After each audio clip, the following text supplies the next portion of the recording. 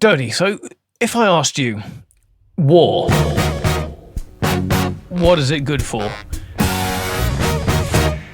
What comes to mind? Only that song, and I would try to sing back to you, absolutely nothing, which is, I think, how Edwin Starr's song from the 70s goes. Yeah, but this is not karaoke. Okay, not this time. It's a different episode. Actually, I want to dig into this popular trope that we hear that war drives innovation in medicine. Not just innovation in medicine, innovation everywhere. Exactly. But is it really true that in the harsh reality of war, humans, being bad at being humans, create conditions that bring about life-saving medical discoveries? Okay, that's a deep question. So I guess allegedly war-derived medical innovations is what matters on today's episode of Discovery Matters.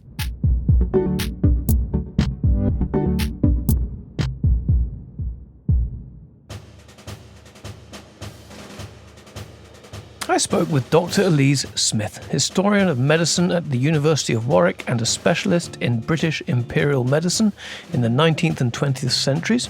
She's an expert in many of the wrongs in the history of medicine. I came through as a global historian. I was very interested in studying the scientific foundations of race and how racial ideology was used to justify colonial rule. And a big part of that was all about measuring skulls, right? Measuring people's heads to try to determine their state of intelligence or state of evolutionary development. Oh, my. Yes, there it is. As we know, there's as much history that shames us as there is history that makes us hopeful. True. But from this horrible hypothesis, a perceived need to measure the physiques of sailors started to change things. Army and naval doctors who start creating growth charts in the 19th century. The Navy is obviously recruiting young boys, and they're trying to figure out how tall they're going to grow and if they're going to meet the standards for enlistment in the Navy by the time they reach the age of 15. And so from that kind of research, I moved over into working on health in the Navy in the 19th century. Well, medicine in the military is just by definition different from medicine for the general population, isn't it? Yes, of course, and not always in the obvious ways. I mean, military medicine is better funded, yes, and there's occasionally a lot more urgency to it. The idea, of course, is to get your patient fighting again, right? So the question is, how did military medicine evolve differently from civilian medicine? Military medicine is interesting because it's actually the first form of state medicine, right? So we sort of think about state medicine or public medicine as really coming out of, the NHS, the post-World War II period. But actually, a kind of medical provision that is funded by the government actually goes back centuries, right? That military medicine is really the foundation of state medicine. It's not a kind of medicine that's generally applicable. So specifically for a long time, of course, concerned with battlefield wounds and injuries. Civilians aren't normally faced with being stood next to exploding bombs or being shot at. Okay, I get it. It's a specific set of conditions and injuries that military medicine is dealing with. Yes, and it's not just the horrors that humans inflict on each other. Military medicine is really interested in infectious diseases as well. You only have to think about the colonial expansion by European powers, where one of the great obstacles in tropical latitudes were diseases such as yellow fever and malaria. They were like a major factor in determining the Caribbean, for example, being established as the major sugar plantation of the world, rather than West Africa, which is actually much closer and easier to get to from Europe. Wow. So you have military and naval physicians really trying to get a handle on those kinds of diseases. And so a lot of research is actually done kind of at the forefront of these military campaigns. Another thing about military medicine is it's a very limited demographic. So it tends to be healthy men. So this is not a medicine that deals with children, with women, with older people. So a focus on military circumstances slows down medicine for women, the elderly, and children. Perhaps, yes. It certainly diverts investment. But the goal of the military was not really the preservation of life into old age. It's triage. Who's going to die? Who can we save? Who can we patch up and send back out there? In fact, they invented triage. So it's brutal, and it has quite a different dynamic between doctor and patient. Than civilian medicine, and I guess so, because it seems incredibly logical. There's an equation there, seems mathematical. But I'm curious about the relationship between the patient and doctor in the military. What's the human part of it? And how is that different from what it's like for us to go into the doctor's office or the hospital? Is there a catch?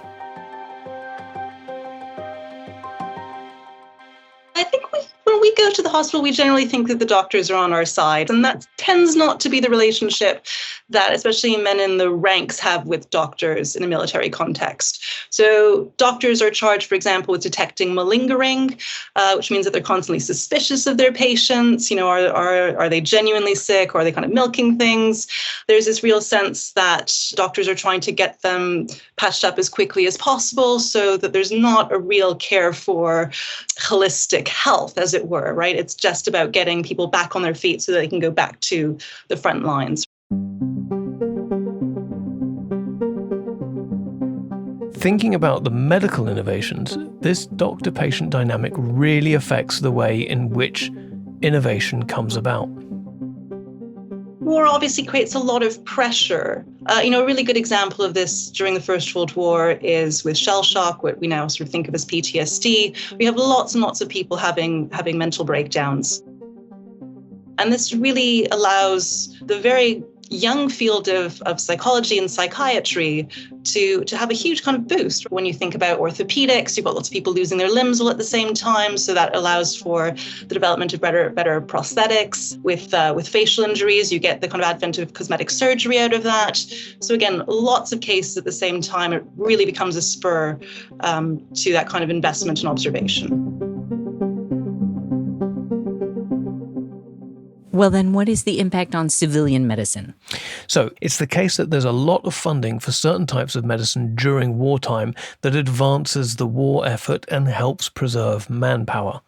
For example, doctors discovered that wound shock is caused by acid in the blood, so that needed to be combated to save lives. And another one that it's mentioned a lot, but of course it's really important. Penicillin, we talked which you're about. allergic to, which I know now. Yes, Mm-hmm. yes. But I can appreciate the benefits of penicillin. Now, the mass production of penicillin is often associated with wartime. But whether these things would have been developed otherwise, obviously wartime sometimes creates a mass demand for certain products and certain innovations that might not have existed otherwise. But in a lot of these cases, there's certainly ambient research already being done. A lot of the work has already been done by the time that war gives it that extra push.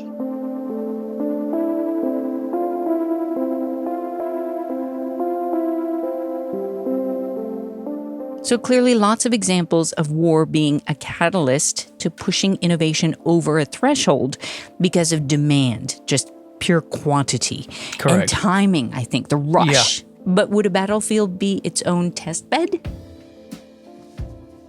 I think there is absolutely something to the idea that a crisis creates needs, creates demands. And it's also maybe controversial to say, but in wartime, there's a lot more possibility for experimentation on soldiers, which would be unethical in peacetime because you can't necessarily treat civilian volunteers the way you would military personnel.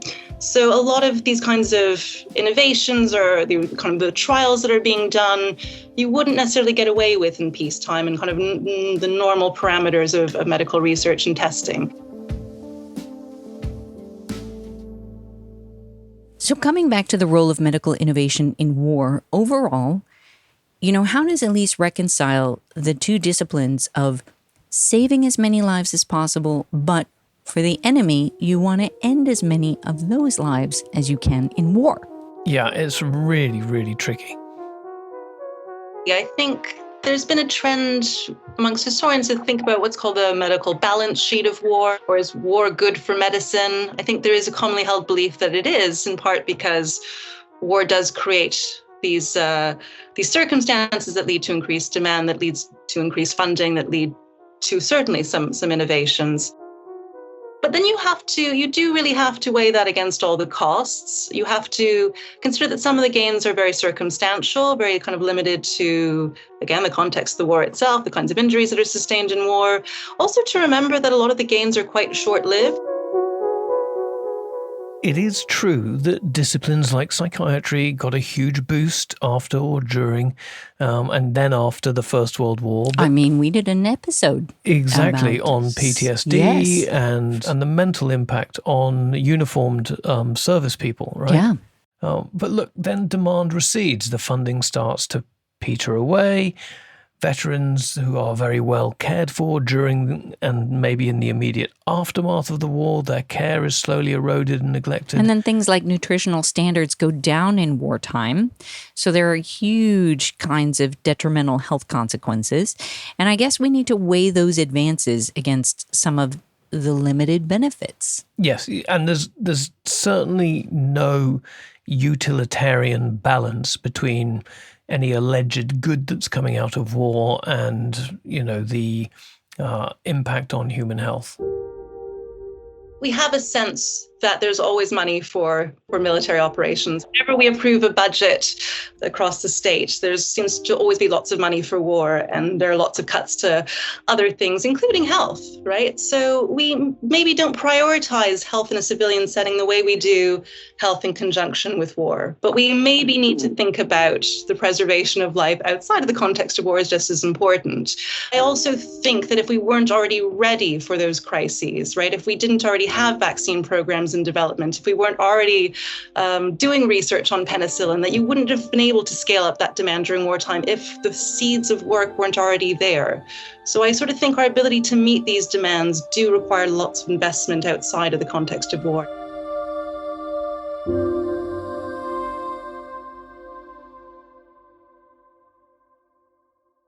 Well, it sounds like Elise was really interesting to talk to. 100%, and really put to bed the idea that war is a singular driver of innovation in medicine. It's not. What drives innovation in medicine, frankly, is the very human response of trying to save human lives when there is real pressure on, when there's really difficult things to be dealt with, irrespective of whether it's war or famine or plague or what have you. Or whether it's medicine for your body or medicine for your mind. Indeed.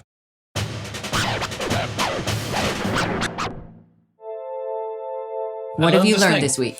So, the nature, and you're going to like this because you're a language geek like me, the nature of English and the way that it uses words like add and enhance and words like improve and create means that when you start to try to improve something, you usually try to add things to a solution when the answer actually might be to take things away and make things more simple.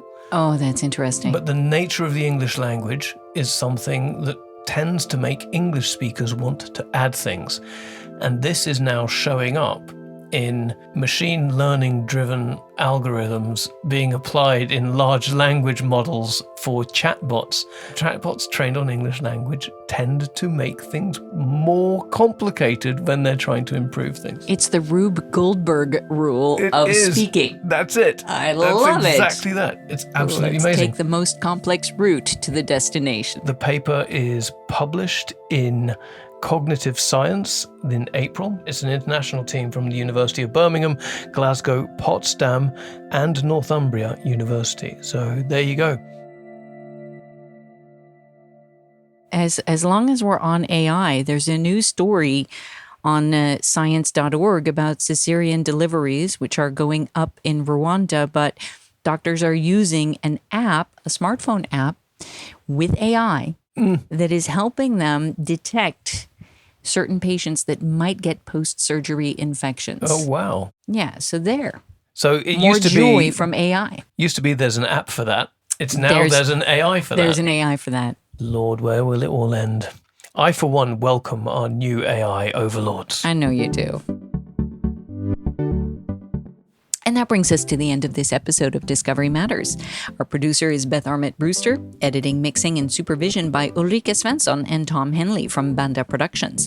Music from Epidemic Sound. My name is still Dodie Axelson. And my name is Conor McKechnie. Make sure you rate us on Spotify or whichever platform you use. We'll see you when we come back with another episode of Discovery Matters.